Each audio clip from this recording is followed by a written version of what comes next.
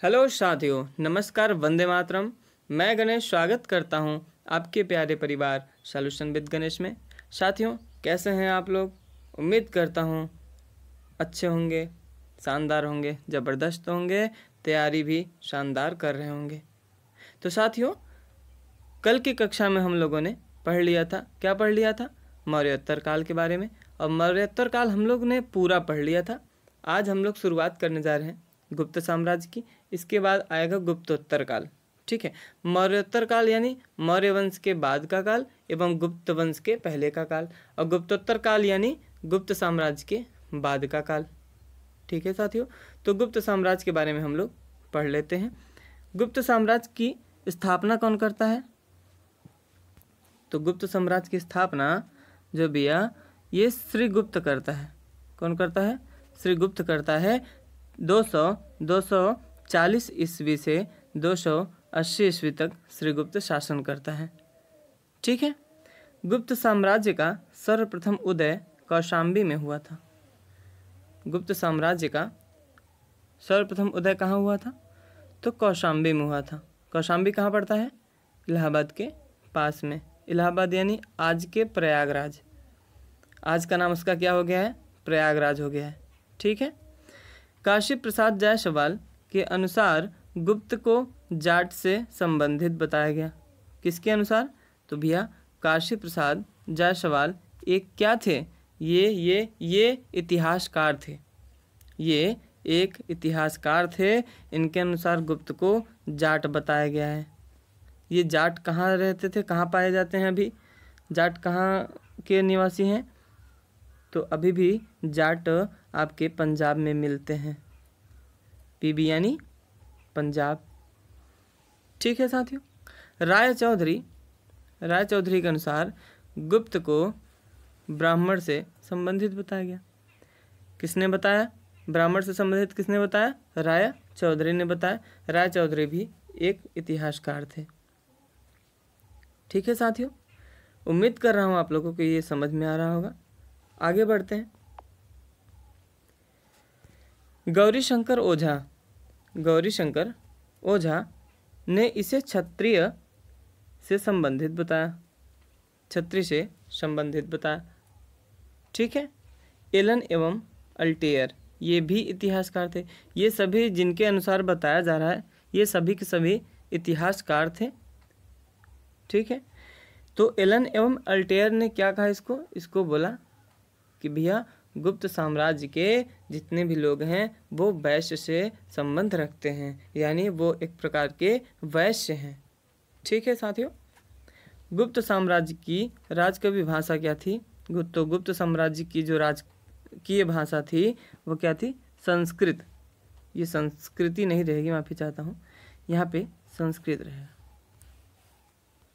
ठीक है साथियों, संस्कृत। गुप्त साम्राज्य की राजकीय भाषा क्या थी? तो संस्कृत थी। गुप्त साम्राज्य में वैष्णव धर्म का मान्य था। मान्य यानी कि गुप्त साम्राज्य के जो लोग थे वो गुप्त साम्राज्य के लोग जो थे वो वैष्णव धर्म को मानते थे, वैष्णव धर्म में विश्वास रखते थे। श्रीगुप्त की उपाधि महाराजाधिराज थी। श्रीगुप्त की उपाधि क्या थी? महाराजाधिराज थी। श्रीगुप्त कौन था? श्रीगुप्त वही था जो गुप्त साम्राज्य की स्थापना किया। ठीक है, श्रीगुप्त के बाद घटोत्कच जो है वो शासक होता है, यानी शासक बनता है। और गुप्त साम्राज्य में जो शासक होते थे उनको क्या कहा जाता था? तो उनको कहा जाता था सम्राट। उनको सम्राट कहा जाता था। ठीक है, अब घटोत्कच का काल कब तक रहा?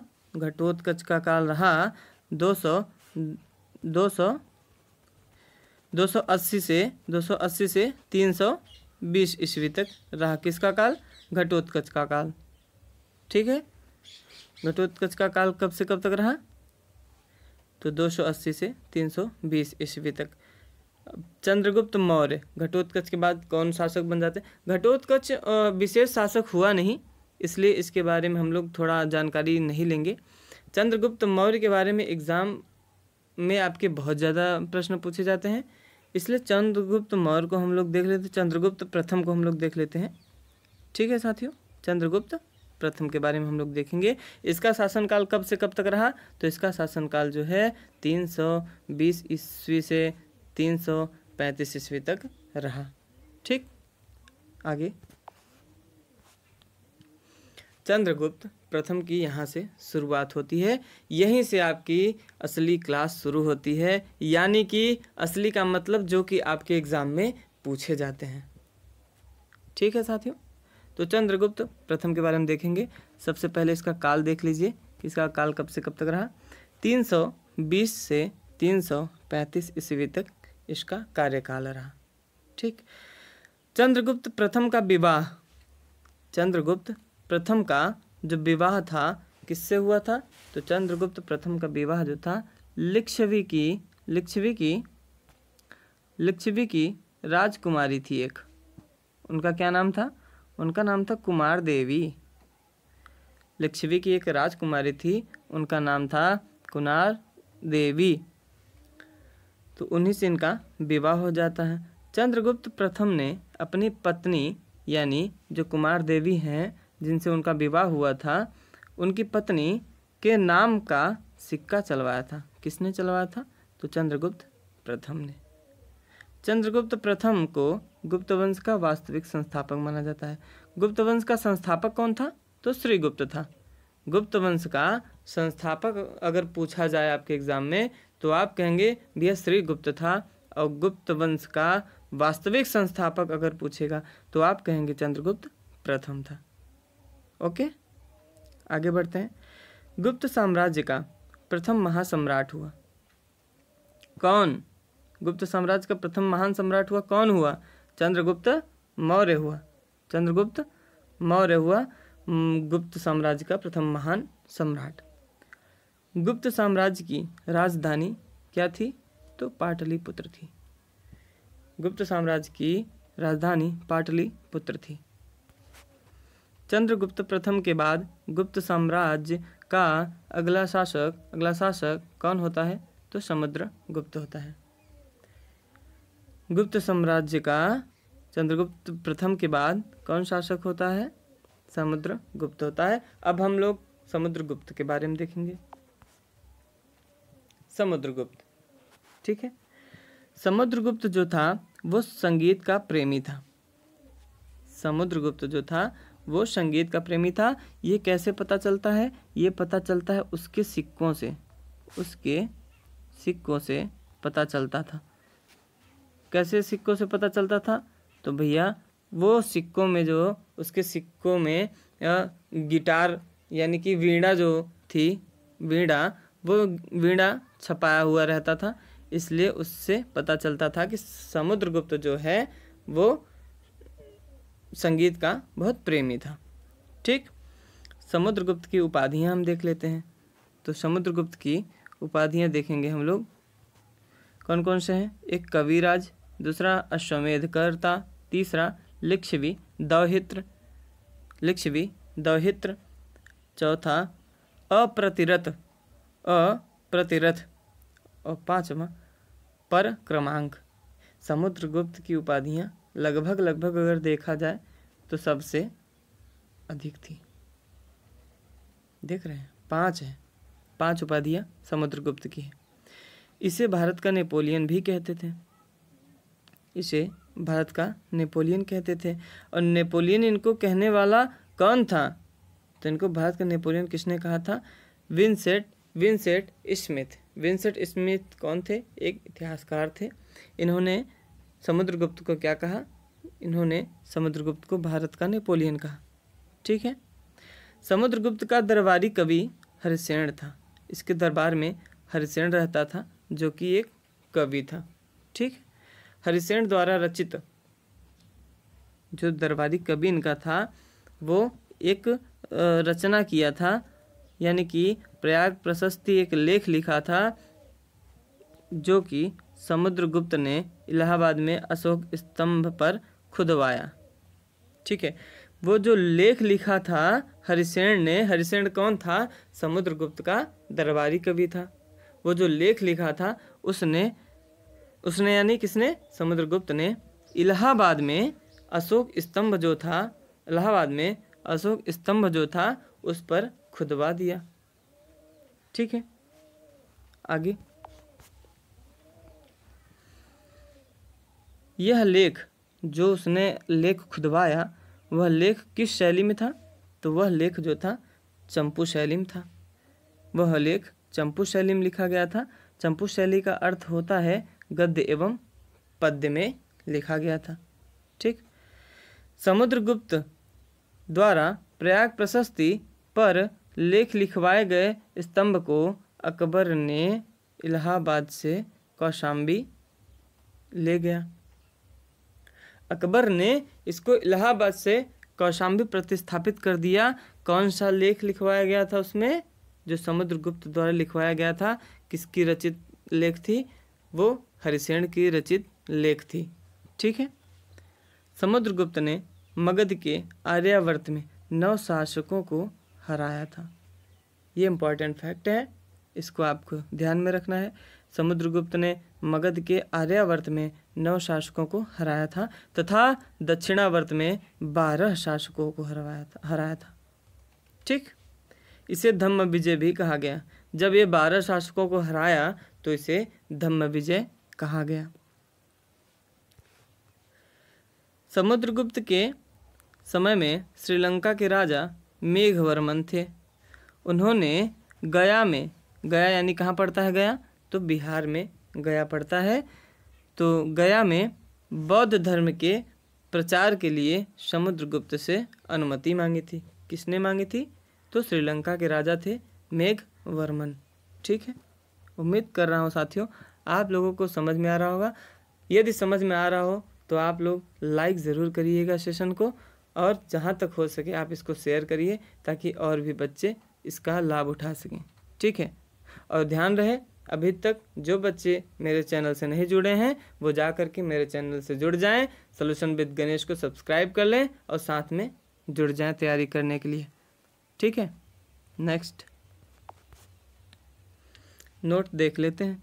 समुद्रगुप्त के बाद उसका पुत्र रामगुप्त ये शासक बनता है।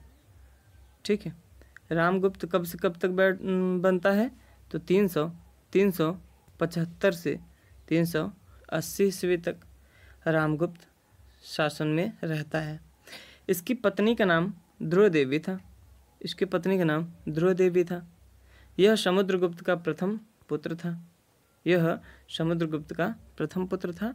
यह कोई महान शासक नहीं हुआ, इसलिए इसके बारे में सिर्फ यही 2 शब्द हम लोग पढ़ेंगे कि इसकी पत्नी का नाम ध्रुव देवी था एवं यह समुद्रगुप्त का प्रथम पुत्र था। ठीक है। चंद्रगुप्त द्वितीय अब आएगा। हम लोग चंद्रगुप्त द्वितीय के बारे में पढ़ेंगे। चंद्रगुप्त द्वितीय का कार्यकाल कब से कब तक रहा? 380 से 412 ईस्वी तक। ठीक। तो चंद्रगुप्त द्वितीय की उपाधि क्या थी? तो विक्रमादित्य की उपाधि थी इनकी। इसकी अन्य उपाधियां कौन कौन सी थी? तो इसकी अन्य उपाधियां, एक देवराज, दूसरा देवश्री, विक्रमांक तथा देवगुप्त। अन्य उपाधियां इसकी कौन कौन सी थी? तो एक देवराज, देवश्री, विक्रमांक तथा देवगुप्त, ये 4 उपाधियां इसकी अन्य थी। ठीक है। आगे चंद्रगुप्त द्वितीय के दरबार में प्रथम चीनी यात्री फाहियान आया था। ठीक है। ये बात इम्पॉर्टेंट है, इसको याद रखिएगा। चंद्रगुप्त द्वितीय के दरबार में चीनी यात्री कौन आया था? फाहियान आया था। चंद्रगुप्त द्वितीय ने शक के राजा रुद्रसिंह तृतीय को हराया था, जिसकी वजह से उसे शक विजेता भी कहा गया। चंद्रगुप्त द्वितीय को शक विजेता भी कहा गया। किस लिए क्या कहा गया? क्योंकि ये शक के राजा एक थे कौन? रुद्रसिंह तृतीय, उनको हरा दिया था, इसलिए उसको शक विजेता भी कहा गया। चंद्रगुप्त द्वितीय की एक चर्चित उपाधि थी, कौन सी? परम भागवत की। ठीक है। नोट, चंद्रगुप्त द्वितीय के बाद कुमारगुप्त शासक होता है। ठीक है साथियों, तो कुमारगुप्त के बारे में अब हम लोग पढ़ेंगे। कुमारगुप्त की उपाधि पहले पढ़ेंगे। कुमारगुप्त की उपाधि जो है, कुमारगुप्त की उपाधि दो थी, एक श्री महेंद्र की तथा महेंद्रादित्य की। इसने नालंदा विश्वविद्यालय का निर्माण कराया। किसने कराया? कुमारगुप्त ने नालंदा विश्वविद्यालय का निर्माण कराया। आगे चलते हैं। कुमारगुप्त के समय में मंदसौर तथा बिलसड़ से सर्वाधिक अभिलेख मिले। ये दो जगह ऐसे थे जहाँ से सर्वाधिक अभिलेख मिले थे। ठीक है साथियों, मंदसौर अभिलेख जो है वो वत्स भट्टी द्वारा रचित अभिलेख थी। ये इंपॉर्टेंट फैक्ट है, इसको आप लोग ध्यान में रखिएगा। नोट, कुमारगुप्त के बाद स्कंदगुप्त शासक होता है। अब स्कंदगुप्त को हम लोग पढ़ेंगे। ठीक है। इसकी उपाधि देवराय तथा शक्रादित्य थी। इसकी उपाधि देवराय तथा शक्रादित्य थी। इसके समय में होड़ों का आक्रमण हुआ था। किसके समय में? स्कंदगुप्त के समय में होड़ों का आक्रमण हुआ था, जिसका उल्लेख जो है भीतरी स्तंभ लेख में मिलता है। ठीक है। होड़ों का प्रमुख मिहिर कुल था। होड़ों का प्रमुख मिहिर कुल था। होड़ों को म्लेच्छ कहा जाता था। होड़ों को म्लेच्छ कहा जाता था। ये भी बात याद रखना है। स्कंदगुप्त के समय इसके राज्यपाल यानी स्कंदगुप्त का राज्यपाल पर्णदत्त जो था, इसके द्वारा सुदर्शन झील का जीर्णोद्धार कराया गया था। ठीक है। अब थोड़ा सुदर्शन झील के बारे में थोड़ा हम लोग देख लेते हैं कि किसने बनवाया, किसने जीर्णोद्धार इसको कराया। ठीक है। सुदर्शन झील का निर्माण कराया था चंद्रगुप्त मौर्य ने। ठीक है। चंद्रगुप्त मौर्य ने अपने राज्यपाल पुष्यमित्र द्वारा करवाया था। उसके बाद अशोक ने अपने राज्यपाल तुशासक द्वारा इसका पुनरुद्धार करवाता है। क्या करवाता है? पुनरुद्धार करवाता है, यानी कि वो टूट जाता है, फिर से वो उसको रिपेयर करवाता है, यानी उसको बनवाता है। ठीक है। तीसरी बार जो है रुद्रदामन प्रथम ने अपने राज्यपाल सुविशाख द्वारा इसका पुनः जीर्णोद्धार करवाता है। ठीक है। चंद्रगुप्त मौर्य इसको बना देता है, मतलब वो अपने राज्यपाल द्वारा पुष्यमित्र द्वारा बनवा देता है। फिर अशोक आता है, अपने राज्यपाल तुशासक द्वारा इसका पुनरुद्धार करवाता है। फिर रुद्रदामन प्रथम आता है, वो अपने राज्यपाल सुविशाख द्वारा इसका फिर जीर्णोद्धार करवाता है। ठीक है। तो कम से कम एक बार इसको बनाया गया था, 3 बार इसका जीर्णोद्धार करवाया गया था। ठीक है। नोट, गुप्त साम्राज्य का अंतिम शासक विष्णुगुप्त तृतीय था। ठीक है। आगे अब आएगा गुप्तोत्तर काल। ठीक है। अभी हम लोग गुप्त साम्राज्य पढ़ रहे थे। अब गुप्त साम्राज्य के बाद जो काल था उसे क्या कहेंगे? गुप्तोत्तर काल कहेंगे। गुप्तोत्तर काल में हम लोग पुष्यभूति वंश देख लेते हैं। पुष्यभूति वंश, इसके संस्थापक प्रभाकर वर्धन थे। किसके संस्थापक? तो पुष्यभूति वंश के संस्थापक प्रभाकर वर्धन थे, इसलिए इसे वर्धन वंश भी कहा गया। ठीक है। प्रभाकर वर्धन इसके संस्थापक थे, इसलिए इसको वर्धन वंश भी कहा गया। प्रभाकर वर्धन की पत्नी यशोमती थी। उनकी पत्नी का नाम क्या था? यशोमती था। पुष्यभूति वंश की राजधानी क्या थी? तो पुष्यभूति वंश की राजधानी जो थी थानेश्वर थी, अंबाला हरियाणा में ये पड़ती थी। ठीक है। प्रभाकर वर्धन की उपाधियां देख लेते हैं। तो प्रभाकर वर्धन की उपाधियां जो थी परम भट्टारक तथा महाराजा धीराज की उपाधि इनकी थी। ठीक है। आगे बढ़ते हैं साथियों। अगर सेशन को आप लोगों को अच्छा लग रहा हो तो लाइक करिएगा, चैनल को सब्सक्राइब कर लीजिए तथा ये वीडियो जहाँ तक हो सके आप लोग फैला दीजिए। ठीक है। हम लोग आगे पढ़ते हैं। प्रभाकर वर्धन के 2 पुत्र तथा एक पुत्री थी। प्रभाकर वर्धन के 2 पुत्र तथा एक पुत्री थी। पुत्र का नाम उनके राज्यवर्धन तथा हर्षवर्धन था। राज्यवर्धन तथा हर्षवर्धन था। ठीक है। पुत्री का नाम उनके राजश्री था। उनके पुत्री का नाम राजश्री था। अब यहाँ से थोड़ा सा आप लोग एकाग्रचित्त होकर पढ़िएगा। ये कॉन्सेप्ट आपको समझना पड़ेगा क्योंकि ये एग्जाम में अच्छे से पूछा जाता है, बाकायदे पूछा जाता है। तो आप लोग कलम कापी ले लीजिए और नोट डाउन करते रहा करिए। मैं यहाँ पे पढ़ा रहा हूँ तो इसका मतलब ये नहीं कि आप वीडियो देखें और देख के चले जाएं। नहीं, आप नोट डाउन करिए, उसके बाद रिवाइज करिए। ना समझ में आए फिर से क्लास एक बार देख लीजिए। आपको मैं 100% गारंटी देता हूँ कि इसमें एक एक शब्द आपको याद हो जाएंगे। ठीक है। तो प्रभाकर वर्धन के 2 पुत्र तथा एक पुत्र थी। राज्यवर्धन तथा हर्षवर्धन इनके 2 पुत्र थे और राजश्री जो थी वो इनकी पुत्री थी। तो प्रभाकर वर्धन ने अपनी पुत्री राजश्री का विवाह कन्नौज के मौखरी वंश के राजा गृहवर्मा से करा देता है। क्या करा देता है? विवाह। किसका? अपनी पुत्री का। उनकी पुत्री का नाम राजश्री और जो राजा था उसका नाम गृहवर्मा। तो अपनी पुत्री राजश्री का विवाह जो है वो गृहवर्मा से करा देता है। अब गृहवर्मा की हत्या जो है कर देता है कौन? मालवा का एक शासक था, उसका नाम था देवगुप्त। मालवा का शासक था, उसका नाम था देवगुप्त। यह कर देता है। देवगुप्त जो इसका हत्या कर देता है, गृहवर्मा की हत्या कर देता है। फिर देवगुप्त की हत्या कौन करता है? प्रभाकर वर्धन का पहला पुत्र यानी कि राजवर्धन देवगुप्त की हत्या कर देता है।